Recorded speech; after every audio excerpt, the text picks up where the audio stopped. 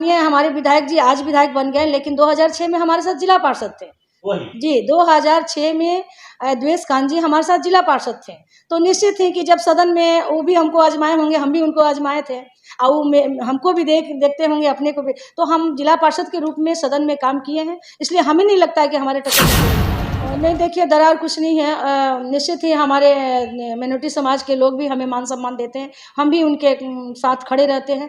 और विधानसभा आते आते निश्चित ही वो दरारें भर जाएंगी और पुनः हम दोनों दरारें की बात कहाँ, यहाँ आरजेडी जिताने की बात होगी। और निश्चित ही हम राम रहीम दोनों एक समान है, हम लोग दोनों भाई। महिलाओं को 33% ध्यान में रखते हुए पार्टी निश्चित ही जिताऊ कैंडिडेट को खोजेगी। इस बार मैं 4 बार का जिला पार्षद हूँ, मैं राजद की एक अच्छी नेत्री हूँ। आज जहाँ तक जातीय समीकरण की बात है तो हमारा 111 गोरियाकोठी विधानसभा में 90,000 तक जादव है।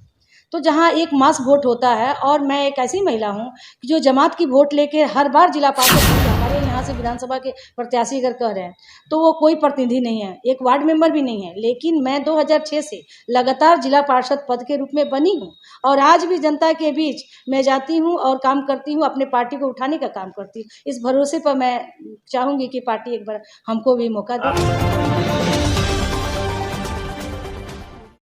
नमस्कार, आप देख रहे हैं आर लाइव बिहार।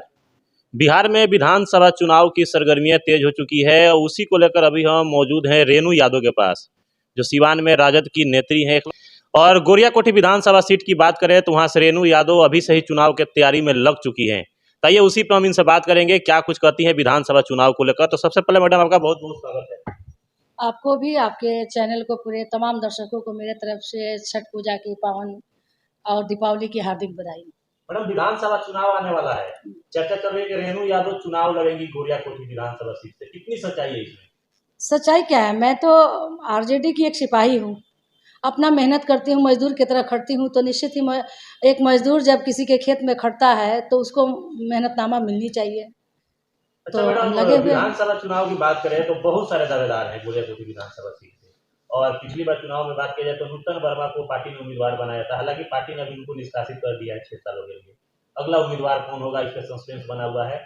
कितना आपको उम्मीद है कि पार्टी आप ही को उम्मीदवार बनाएगी गोरियाकोठी से? देखिए, पार्टी कह रही है कि महिलाओं को 33% आरक्षण देंगे और हमारी पार्टी राष्ट्रीय जनता दल ने, चाहे वो लोकसभा, इस बार लोकसभा में भी महिलाओं की भागीदारी अच्छी खासी दी थी, उन्होंने अगला विधानसभा में भी अच्छी खासी दी थी, मेरा ही महिला सीट हुआ था।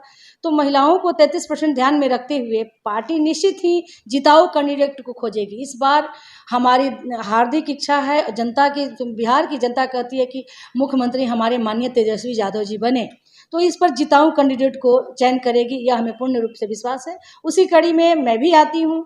मैंने 97 में आपको आरजेडी में काम करना शुरू किया। मैं 4 बार का जिला पार्षद हूँ। अगर देखा जाए तो लोकतंत्र में प्रत्याशियों का आना जाना या लड़ना सबका मौलिक अधिकार है, लेकिन मैं अपने 2-3 मुद्दे पर पार्टी से भी पहल करती हूँ, जनता से भी मैं कहती हूँ कि मैं 4 बार का जिला पार्षद हूँ, मैं राजद की एक अच्छी नेत्री हूँ। आज जहाँ तक जातीय समीकरण की बात है तो हमारा 111 गोरियाकोठी विधानसभा में 90,000 तक जादव है।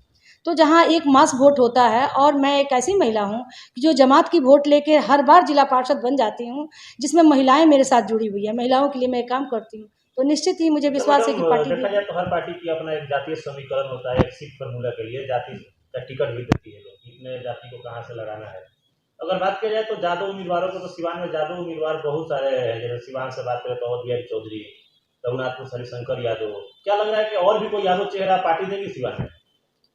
और देखिए, अब पार्टी क्या करेगी मैं नहीं जानती हूँ, लेकिन महिलाओं पर मान लीजिए कि 2 विधानसभा महाराजगंज और गोरियाकोठी, जो हमारे महाराजगंज लोकसभा में पड़ता है, और 6 मिलाकर कुल सिवान जिला में 8 विधानसभा है। 8 विधानसभा में अगर महिलाओं को अगर पार्टी हमारी 33% आरक्षण में अगर रखती हैं तो 2 सीट हुआ, जिसमें मैं एक प्रबल दावेदार के रूप में कहूँगी कि पार्टी एक बार हम पर भी भरोसा करे और मैं निश्चित ही उनके भरोसे पर खरा उतरूँगी। तो उसमें भी मैं आती हूँ। सारे लोग कोई प्रतिनिधि नहीं है। आज के डेट में जो भी हमारे यहाँ से विधानसभा के प्रत्याशी अगर कह रहे हैं तो वो कोई प्रतिनिधि नहीं है, एक वार्ड मेंबर भी नहीं है। लेकिन मैं 2006 से लगातार जिला पार्षद पद के रूप में बनी हूँ और आज भी जनता के बीच मैं जाती हूँ और काम करती हूँ, अपने पार्टी को उठाने का काम करती हूँ। इस भरोसे पर मैं चाहूँगी कि पार्टी एक बार हमको भी मौका दे। आप ही की पार्टी की बात करें तो वहाँ से आपके पार्टी के जो जिला अध्यक्ष हैं विपिन कुशवाहा वो भी तैयारी में लगे हैं, रविंदर राय पूर्व विधायक मानिकचंद्र राय के पुत्र वो भी तैयारी में लगे हैं और रेणु यादव भी तैयारी में लगी है। क्या लग रहा है कि ये अगर टिकट किसी एक को मिलता है तो और लोगों की नाराजगी भी तो सामने आ सकती है? नहीं, ऐसी बात नहीं है। लोकतंत्र में सबका चुनाव लड़ना, इसलिए कि हमारे यहाँ सीटिंग नहीं है ना। हम दुर्भाग्य है कि हमारे यहाँ ना एमपी है ना एमएलए है, दोनों पद हमारे पार्टी के लिए सीटिंग नहीं है। तो पार्टी के लोग दावादारी कर रहे हैं, वो बात अलग है। लेकिन पार्टी उसमें देखेगी ना जी कि कौन सा व्यक्ति को टिकट देते हैं जो सीट निकाल ले। इसमें से जिसका आपने नाम धरा कोई एक वार्ड सदस्य नहीं है, सिर्फ एक पार्टी के वो सिपाही हो सकते हैं। हाँ, मैं मानती हूँ, लेकिन हाँ, लेकिन 50% टिकट पर निर्धारित होता है और फिर 50% व्यक्ति विशेष का वोट मिलता है, तभी कहीं जाके सीट निकलता है। अच्छा मैडम, अगर टिकट मिल जाता है आपको वहाँ से विधानसभा का तो आप अपना चुनौती भाजपा को मानिएगा या जनसुराज को मानिएगा? क्योंकि जनसुराज भी देखा जाए तो काफी एग्रेसिव हो चुका है विधानसभा चुनाव को लेकर। नहीं, जनसुराज तो वही उन्हीं के ना है, भाजपा के एजेंडे पर काम कर रहे हैं, वो तो उनके भेजे हुए एजेंडा है। तो हमारे सामने, हमारी पार्टी के सामने भाजपा भी नहीं है। लेकिन मैं कहती हूँ कि जब भी हमारे साथ कोई नहीं है, अगर हमको टिकट मिलता है या हमारी पार्टी अगर हमको टिकट देती है, निश्चित ही पार्टी का मान सम्मान बढ़ाने में काम करूँगी। मैं एक सच्ची सिपाही हूँ, धरातल का काम करती हूँ, हर झुग्गी झोपड़ी में जाती हूँ। मैं फेसबुकिया नेता नहीं हूँ। बहुत से फेसबुकिया नेता एक फोटो 4 जगह लगाते हैं, लेकिन मैं वैसा नहीं हूँ। मैं घूमती हूँ, जाती हूँ, जनता के दुख सुख में रहती हूँ। तो मुझे विश्वास है कि पार्टी एक बार हमें भी मौका दे और वो भी आजमाने का काम करे। बात की जाए तो वर्तमान वहाँ के विधायक हैं दुष्कांत सिंह, भाजपा के विधायक हैं। आप बोल रहे हैं कि वो भी हमारे, अगर हमको टिकट मिलता है तो भी चुनौती नहीं बनेंगे।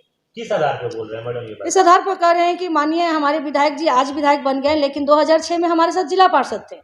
जी, 2006 में द्वेष कांत जी हमारे साथ जिला पार्षद थे।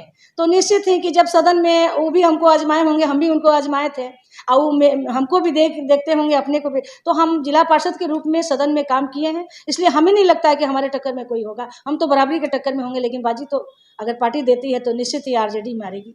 मैडम, राजद का जो बैकबोन है वो है एम समीकरण, और वहाँ देखा जाए तो यादव की संख्या काफी ज्यादा है गोरियाकोट विधानसभा में। दूसरे नंबर पे अल्पसंख्यक समाज है। क्या लगा कि समीकरण में जो दरार पड़ा है, विधानसभा चुनाव आते आते सब कुछ सही हो जाएगा?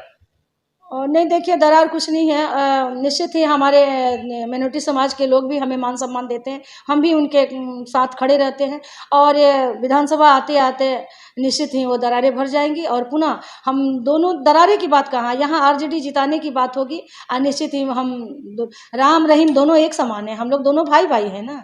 हमारे साथ पिछड़ा, अति पिछड़ा, दलित, निश्चित ही सब। आरजेडी एक ऐसी पार्टी A to Z, ए से लेके जेड तक सबको साथ लेकर चलती है।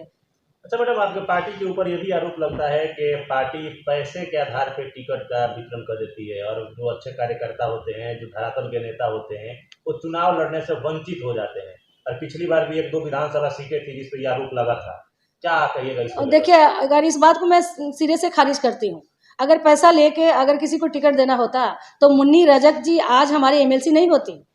आज मुन्नी रजक जी, कपड़ा धोने वाली मुन्नी रजक जी नहीं होती। आज हमारे पूर्व प्रदेश अध्यक्ष थी उर्मिला ठाकुर जी, वो देखिए वो अपने काम के बल पर प्रदेश अध्यक्ष बनी और आज एमएलसी बन के है। तो नहीं, इस चीज़ को लोग, विपक्षी का काम है भ्रमित करना, लेकिन ऐसा नहीं।